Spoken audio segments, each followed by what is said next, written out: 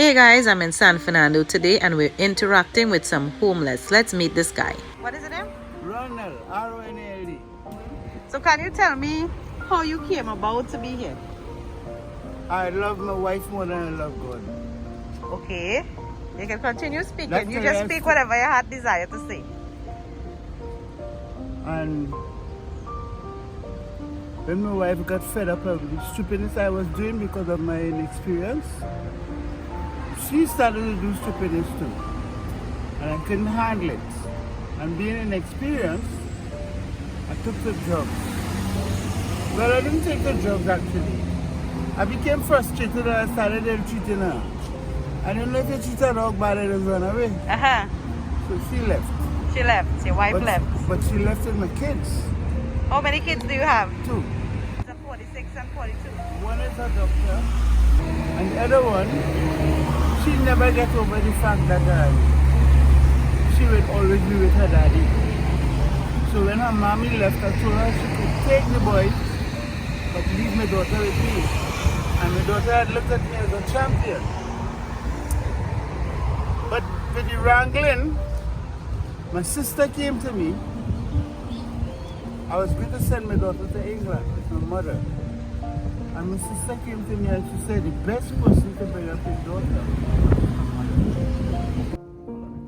So how long you've been on the streets now? How many years, months? More than 25 years. 25 years. In the streets of San Fernando, you've moved around. No, all over Trinidad. I was a member of the Defense Force and the police service. I'm an accountant.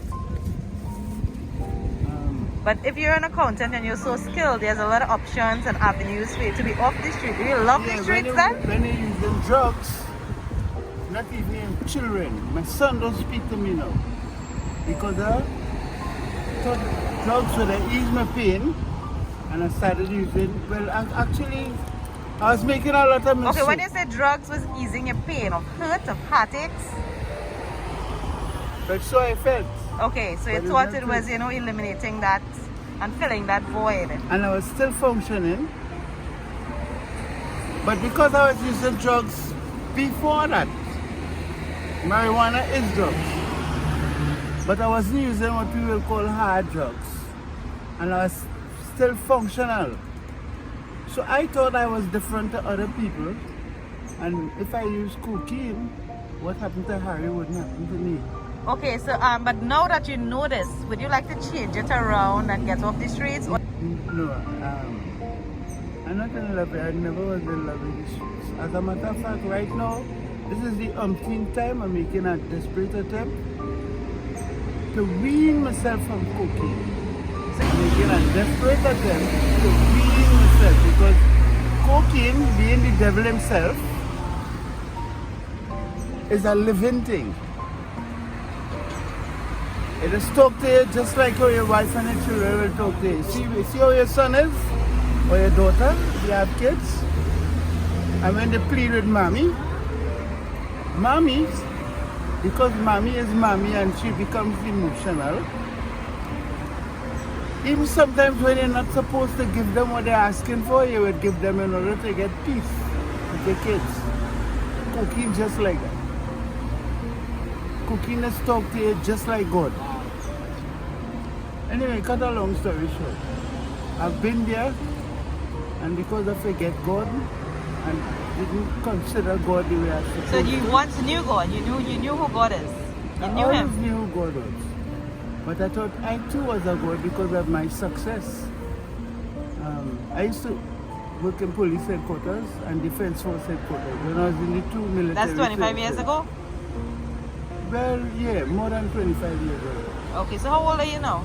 73. What's your birthday? December the 9th. December the 9th. December the 9th. Okay. And so some advice that you might have for the ones out there in desperate situations. There's people who are on the verge of going to drugs. There's young people that doesn't even understand where drugs will lead them. What would you have to say to them? Even to husbands. As I say, you say you were misbehaving and you weren't being nice, right?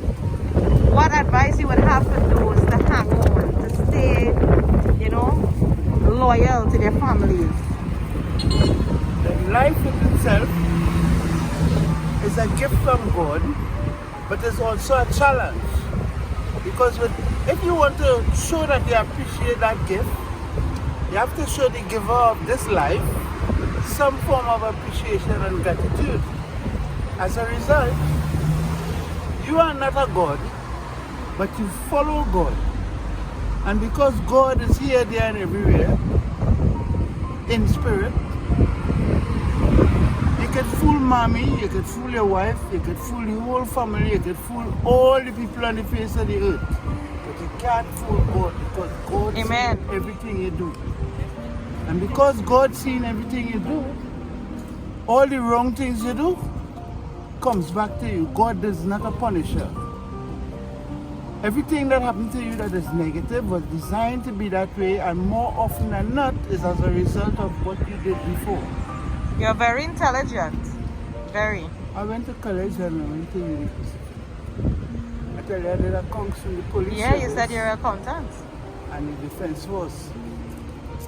I thought I was a god. My wife is a lot of people believe that they're walking on this earth and they're God, you know. My wife is a nun today because she gets so frustrated and she did the wrong thing. Are they here in Trinidad or are they? My wife teaches in a convent in upstate New York. She too is a doctor. She worked here in Port of Spain General Hospital. But you know there is still hope, Uncle. Well, this is why I tell you. There is still hope for you to get off the streets and give it all to God. I wanted to get an idea of my experiences, so this is why I was telling you these things, because today I have a different outlook on life. But because drugs are so powerful, I already know that it's not going to help me. But because drugs are so powerful, it's always talking to you. Every day is a fight. Every fight can only become easier, and you'll only be a winner if you trust this God and do the things that is pleasing to God.